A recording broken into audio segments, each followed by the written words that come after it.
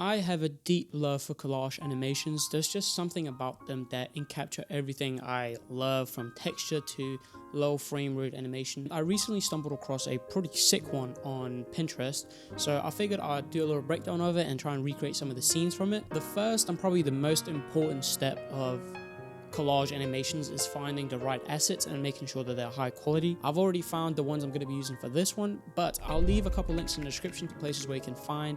Otherwise, you can always just go on Google and search by largest. First of all, composition is extremely important. You can play around with it, but you want to make sure that it is solid. In Photoshop here, I've laid them out next to each other so I can kind of get a sense of how I want to animate and transition from one scene to the next. Secondly is colors. Typically, I like doing a limited color palette when it comes to this type of work. Just a lot of black and white and then some really punchy colors. You want to keep it clean and minimalistic. You don't want too many crazy gradients. I've already touched upon this, but pick high quality assets. We want to be able to zoom in, zoom out, see texture, and you can always play with everything else, like the colors of them. Like I turned it black and white, and we're going to be adding some grain to it in After Effects. We're going to be doing a bunch of animated textures in After Effects, but it's always good to find assets that have some texture to it. Like this cutout of this woman right here, you can see that has a half-tone pattern to it. It just makes it a little bit easier to work with, but a lot of texturing can be done in post as well. With that being said, let's hop straight into After Effects, where I've already added our compositions or our Photoshop files into a composition. It's a 4K composition, just something super easy, simple, you know, just keeping it nice, and we want it to be juicy and crispy and kind of show off that quality. There's a couple things that we're going to end up doing, but I want to start with the very first thing is just creating an adjustment layer in our main composition and just name it and adding posterized time to it. This is just going to be easier when we go back in and play it back. You can lower it to 6 if you want a more stylized look. We're just going to start with 12 and keep it easy, and then we can always adjust later. I like doing this just so I have a reference when I work in one composition. I can always go back and see what it looks like at that lower frame rate. And as you can see, I've colored all of these just to make it a little bit easier for ourselves. I think it's time that we go into our individual comps. I'm going to start with scene 1, and I'm not too sure what I'm going to do with this, but I do know that I'm going to hide these first. And the one thing that the example used was a lot of stop motion elements, but also working in 3D space. So I was thinking maybe it could be cool to have like a little zoom out animation with a 3D camera and have them come into focus, and then a stop motion type of animation into the next scene. We are going to turn on 3D layers for this guy and layer new camera. That looks pretty good for those settings. And then we can do a 2 camera view, zoom out a little bit, and then have the position of this guy. Let's go to 1 second. Keyframe the position, move forward, and then drag behind the camera. Maybe even scoot him over a little bit. I want to maybe also play a little bit with the scale. Just scale him up a little bit. And then if we go back in here, we can always view it with the posterized time. I do want to go into our camera, and we are of course going to change it to hexagon, which is just going to give us a little bit nicer depth of field. Crank the blur levels up just so we get some of that nice depth of field. And this will of course make it a little bit slow on us, but we can always go in and change it. So if you just keep it at 150 for now, and remember to turn it back to about 800 before we render. And now I want some of that confetti thing. I don't want to just use a path just because it'll look too perfect. So I want to draw a little rectangle and then just animate the position of them. So if I just do some, and that should be pretty good. Let's animate the position of them. I'm gonna start with this first one, position and rotation and scale. So we want to start right about here. Let's just keyframe these, scale, rotation, and I'm gonna do some stop motion to this, so I'm not too worried about it looking extremely perfect. I just want a general path, if that makes sense, like that. And let's move forward and rotate up, scale, rotate it a little more.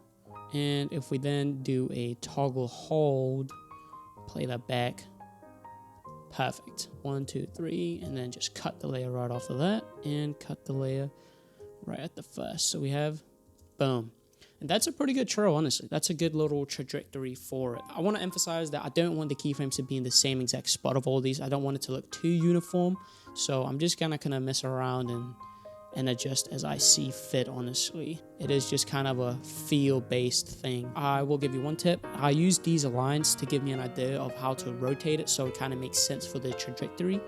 So just use the lines in kind of common sense / logic. I just got the idea of using one of these to transition into the bullet. So I think I'm going to end up doing some animation to the main comp as well, and just trying to match the position and the movement of the bullet and one of these flashes.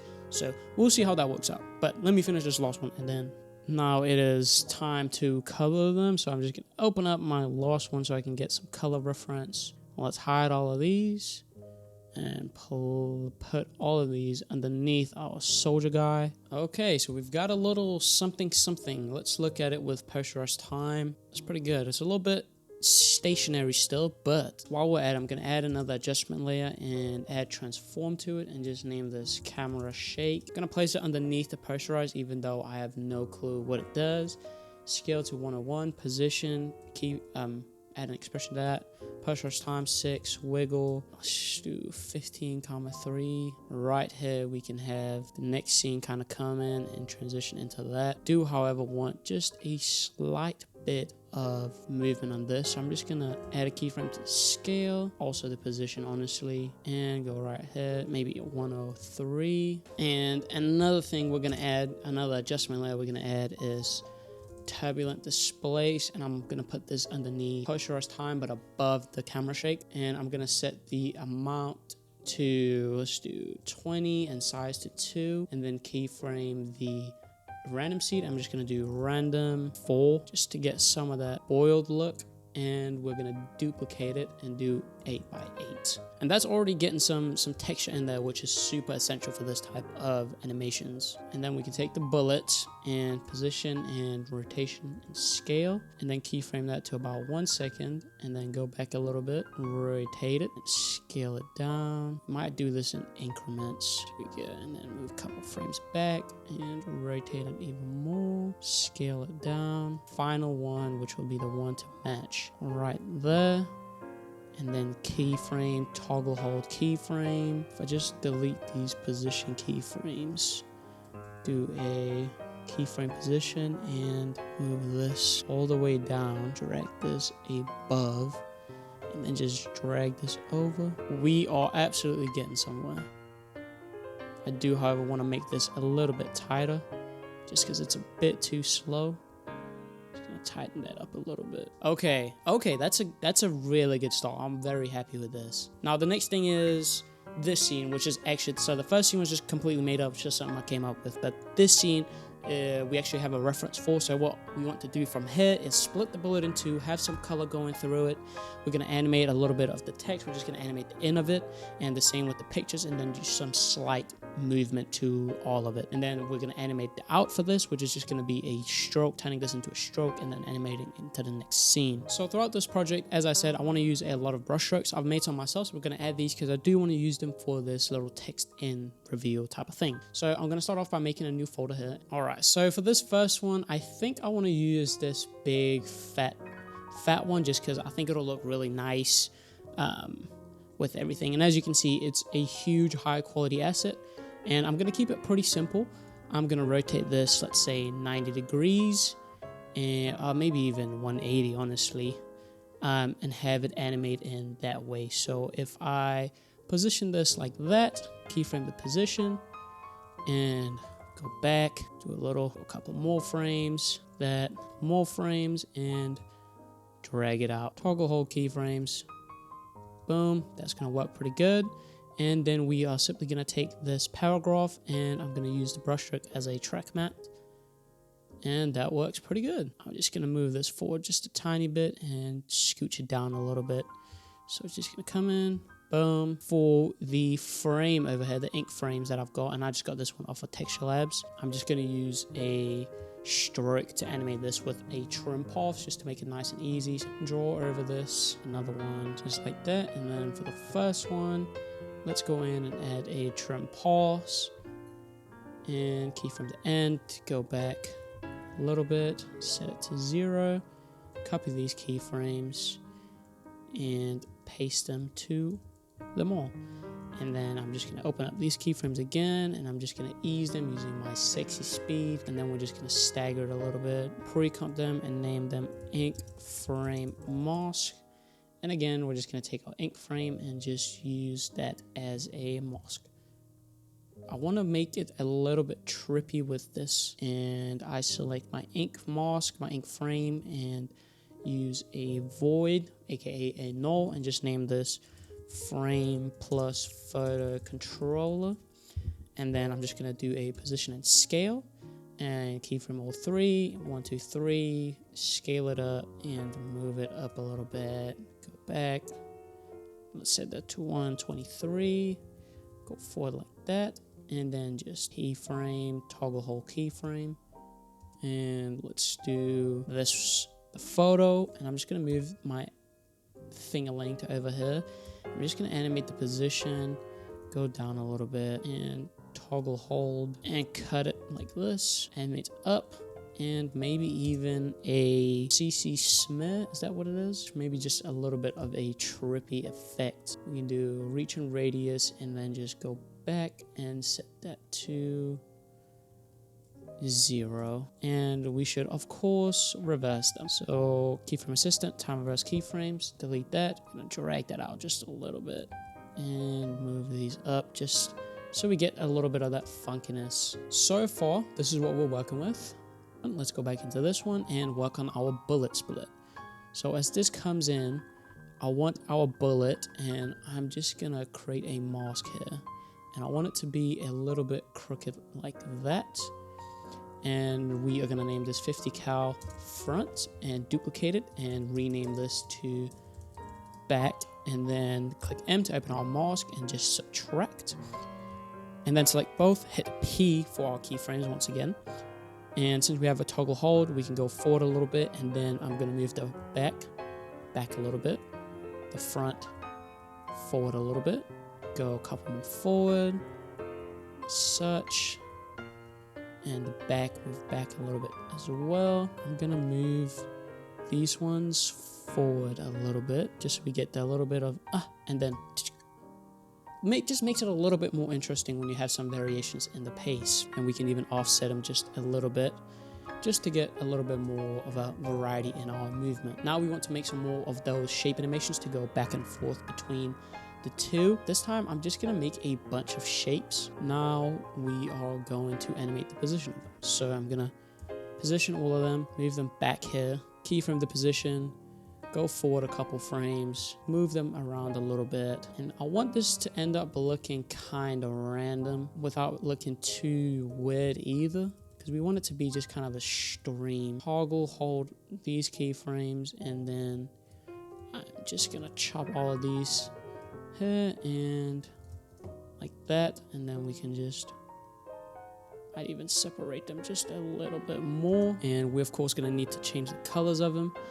So I probably should have a color artboard, but we can't really be bothered, so I'm just gonna find them in here. So playing that back, and I'm just gonna select all of these and duplicate them, move them around a little bit. Now we can take all of these and we will move them below our 50 cal, and we are gonna start it right here. Gonna make a little mask for them, so I'm just gonna use a shape builder tool. I'm gonna select all of these shape layers and drag them to that. Just like that, we have a little bit of that. Then we can of course duplicate these, or what we could do is, let's do flying shapes, click B and trim comp to work area, go back in this, and now I'm gonna go to the beginning, right click, time, enable time remapping, and then I'm gonna go to the end, go one keyframe back, set a keyframe, delete this last keyframe, alt click the time remapping and do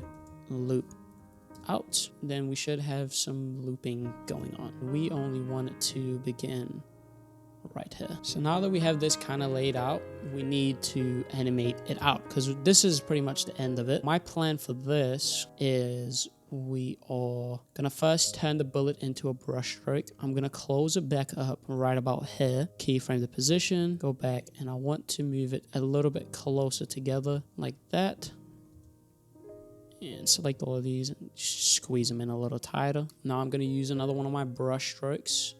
Maybe this one will work, that'll do. And then let's start out here, keyframe the position so our bullet is covered, and once again select them, toggle hold the keyframes, do my flying shapes and my 50 cal, use that as a matte, invert it. So as this animates out, I want a brush stroke to appear behind it. So maybe we'll use this one. That could be pretty sick, honestly.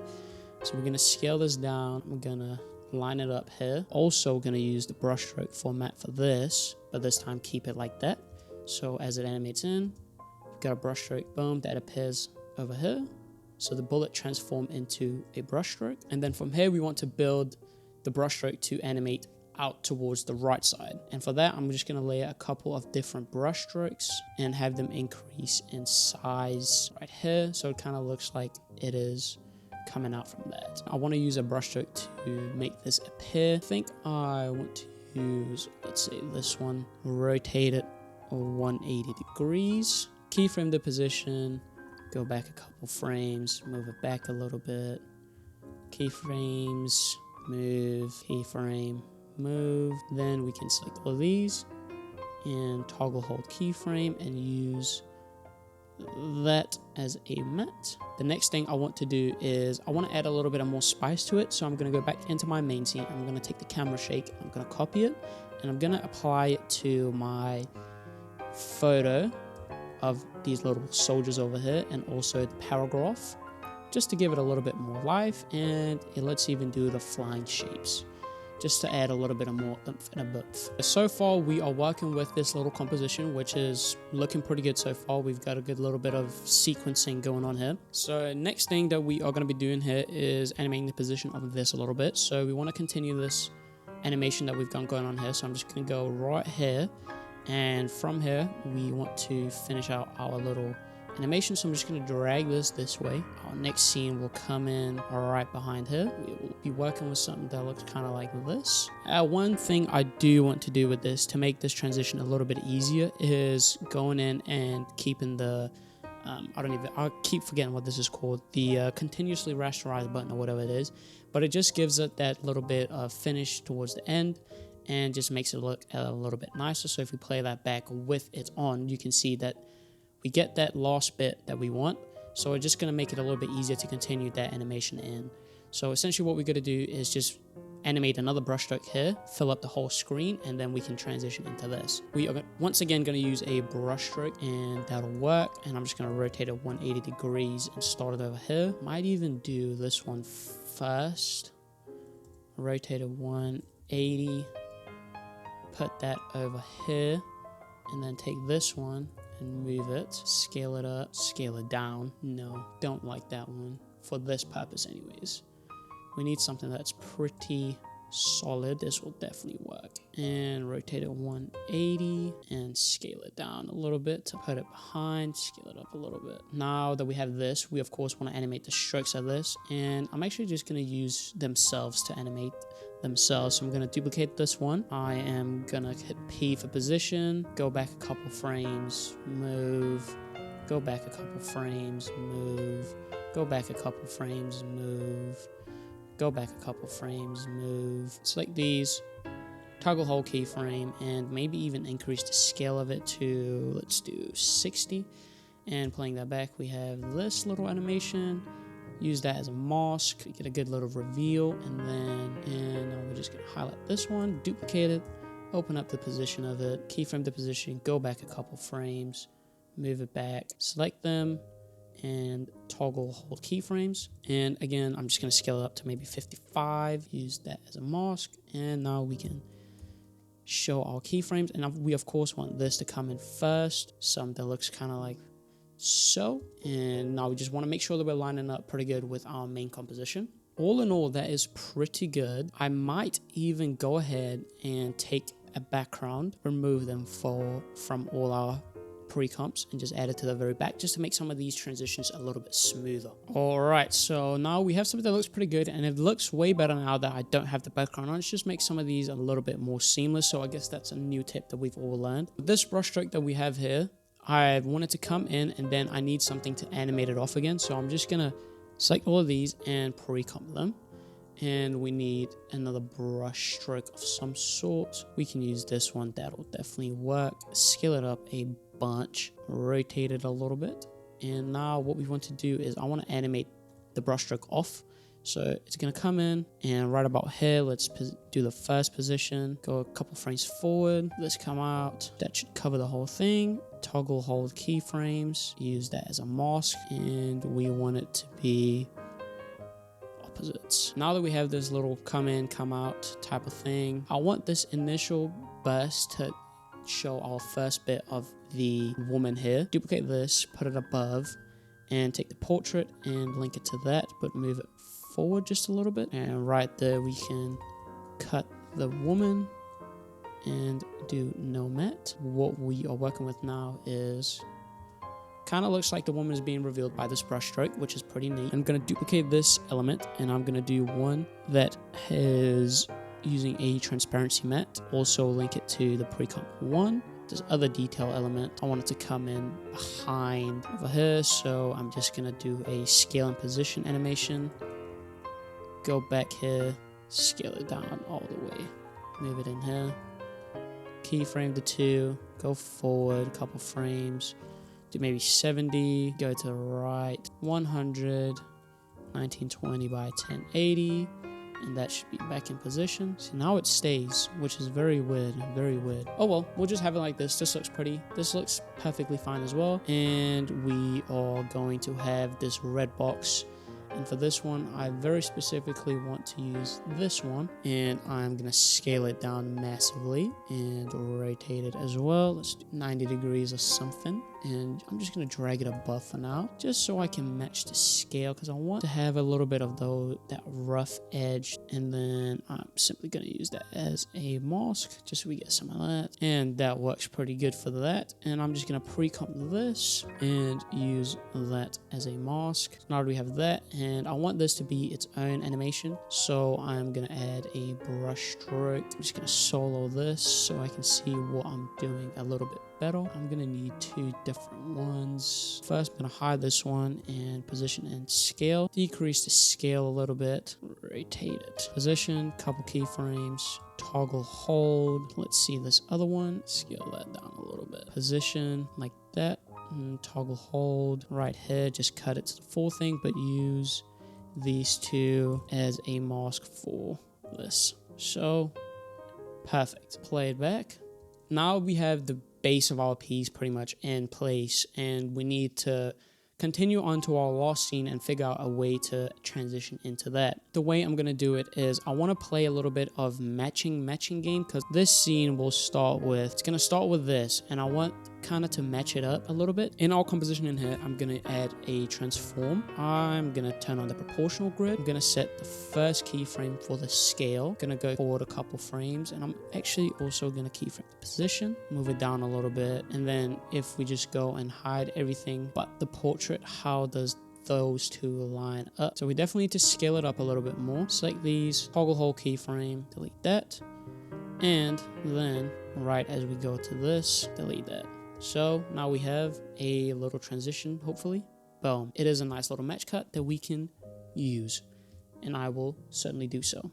So now we get to the fun part, which is turning this into a 3D sequence, like in the little preview example thing. There's going to be a lot of things, and I think the easiest way to do this is by adding a 3D camera and then placing everything in 3D space, and then just moving the camera through the space. To begin with, we are going to create a camera, so new, and we're just going to add a camera, and I'm going to open the 2 view mode. It would help if I turned everything into 3D. So we want to start very clearly with our portrait, so I'm just going to drag that to the bottom. Then we want our leaves and lavender to be the next things coming in. The lavender, move forward a little bit. Leaf should be fine there, but I'm going to scale it down a good bit. Other leaf, we can move forward, maybe a little bit more separation on this. Now we can go to the pistol cartridge. I'm actually going to pre-comp these. I'm just going to un-3D them, pre-comp it. The thing with this is I want to make it spin, make it look like it spins. So if I go, let's do 5 seconds and set the end point. Got to figure out which order looks the best. And I'm just going to trim comp to work, save, go back into my composition, go to the very beginning, and again, we're going to loop it. So time, enable time remapping, go to the last keyframe, go back 1, keyframe that, add the loop out expression. If we solo that, you'll see that it'll loop forever. And then we can turn it 3D again. We want a couple instances of this. So I'm just going to duplicate that to one that's super close up here, another one that's like way up here, and another one that's like way up here. And now we have our signature piece, and I want to keep that right about, let's keep it right there. This one might be a little bit too crazy. Out here we have our barbed wire, our other barbed wire, which is here. I'm just gonna take these, I'm gonna move the camera back, take my barbed wires and move them closer to the camera. Maybe that'll be a good place to end. I'm gonna take one, and I'm gonna see which one is the nice one. So this one I want to move forward in front of this, the other one keep it back there. Lastly, we need a text, increase the size of it a little bit, pre-comp it, name this text, go into my pre-comp in here. I have some really old explosions, added some dust elements too for some nice extra atmosphere. I'm just gonna scale these up and move them up, beginning with our text, and maybe just kind of weave them in there. I'm gonna use my text as a track mat and keep it all in there. So go back into our scene, and I can turn the text into 3D, and I will put it right here. Now is the fun bit. I am gonna start by animating the camera, and I'm just gonna move literally everything backwards. So we start about right there, bring up my camera, let's animate the position of it. We want to end up right here, so I'm going to keyframe the position, and the depth of field, I'm going to keyframe that, actually not the depth of field, the focus distance, sorry, and I'm going to set that to our text layer. I'm just going to move this up, just like all the other tutorials where we've been working with this. Now we can go back all the way to the beginning, move our camera, I'm going to hold shift while we move it till we get to the eyes, right about there. That means we go through all of this. Bada bing, bada boom. So now we can start animating all the other stuff. Let's do the focus distance, pull it up to our eyes. Portrait, we're not going to do much to. Let's just hide everything for now. So we've got the lavender, position and rotation, and I want it to kind of just fall down. Start it up here, do a little Z and Y rotation, keyframe that, move it back. Also the position, of course, move it down, the Z a little bit, come down here, and then we're just going to add a little bit of a curve to it. We have a little animation that is way too fast. Just gonna spread that out. Our camera animation in general is way too fast. So if we just move that out to, let's say 5 seconds for now. Let's get a leaf in here. Position and rotation. Just move it over here. Position and Z rotation for this one. Move it back. Rotate it. Go down here. Add a little bit of a Bezier curve to the animation, so we can stretch both of these out. Next leaf, and just maybe a slight rotation, maybe -10 forward and do 30, and then the position, keyframe that, move that back here, move it down a little bit, so we just get a little bit of movement. That will be our first cartridge. Position and rotation, the Z rotation, move that back up and spin it a little bit. Move that up here, do a little curve for it, and we can cut the lavender here because we don't want to see it again. Same with the leaf right there. The other leaf can stay, cartridge can go, and we want another one. This one we just kind of want to rotate a little bit, just add a Z rotation to it, and actually just gonna times 3, just have that spin indefinitely, but very slowly, maybe even 10. And another one over here, do a rotation, and this one times -10, just to add a little bit of counter movement. Signature, see when that comes into play. Let's move that over here. We have the barbed wires and the text, let's move that in. And just like that, it's really coming together. Only thing is, I want to, actually let's just keep all the other elements going. For this one, we're just gonna add a times 4, just to keep that movement going a little bit. And the lavender, just have it go down more like that, and the same for the leaf. And just like that, we have a pretty decent little 3D sequence. Now I do see that my barbed wire stops before I wanted to, and I'm just going to change the position of them a little bit. So for the first one, I'm just going to scoot it down and just add a little bit of a Z rotation, and move it down right about here. And for this other one, I want it to go up and rotate the other way. To make sure that our edges don't get cut off, I'm just gonna scale it up and maybe even move it back to here, scale it up a little bit more, move our front one further forward to get some depth of field, just like that, and just up again ever so slightly, and then our last bullet be behind. So let's go back into our main composition and see what everything looks like. And of course, I'm going to turn off the background for this. Alright, so this is what our composition is looking like as of right now, and I can already see that there are a couple things I do want to change and add. So first thing is, I want to go into this composition again, and I want to add the explosion. That'll definitely work. And I'm of course going to put this in 3D space and maybe add it right here towards the bottom. I'm going to scale it up. It just adds so much. Just that little bit, that little pop of color just made a whole world of a difference. I'm also going to add a little bit of smoke, and I'm just going to add that in here and do maybe a 20%. Just for a little bit of atmospheric feel. And last but not least, I'm going to add a dust falling type of thing. I think I'm also gonna keep this just at the very front of everything, but move it up. That is freaking awesome. Now I can see a little bit of issues here, which is not ideal, and that is mainly from our little explosion. It looks like we might have to do some keying ourselves. So I'm gonna linear color key, and I'm gonna set it to black and just do a little bit of that, and matching softness. That is way better already. So now we have our explosion fixed, and I hope everything else is looking pretty good as well. Now, for the sake of not dragging this out too far, I think it's about time that we add some textures to it and finalize the look a little bit. So the first thing I'm going to do is add some textures that I want to add. So the first is a old newspaper type of texture, and I'm just going to pre-comp him and name him old newspaper. And the main reason I love these is because they have some really cool edge looks, almost like they're grungy, they're authentic. So first thing I'm going to do is I'm going to have to scale, rotate, and position them how I want to. And I'm going to start with the rotation and just kind of line it up a little bit. I want to use as much of it as possible. That is pretty good. So now I want to, let's do 12 frames maybe, and select all of these and keyframe assistant, sequence layers. Okay, and go to the end, hit N, trim comp to work area. Now we can go back into our main comp and we can loop it.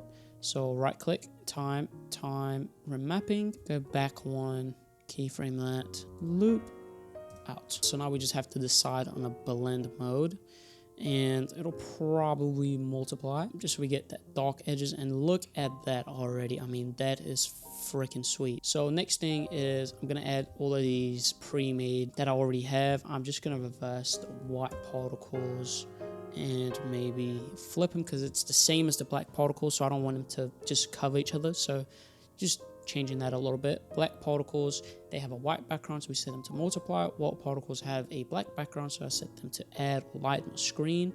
And this one, set this to hard light and maybe decrease it to about 30-ish. And I'm gonna add a curves on top. Actually, I want to place all of these textures below my posterior time. I'm gonna name this curves just to bring back some of that contrast, crunch it a little bit. It's already looking pretty spiffy. I'm gonna add a new adjustment layer and name this noise, and do noise HLS auto, set that to green. And the first one, let's set the lightness to 7 and duplicate it, and I'm going to decrease the size to about 0.3 for that, and I'm going to do 1.5 for this one and set the speed to 12, and that looks pretty neat.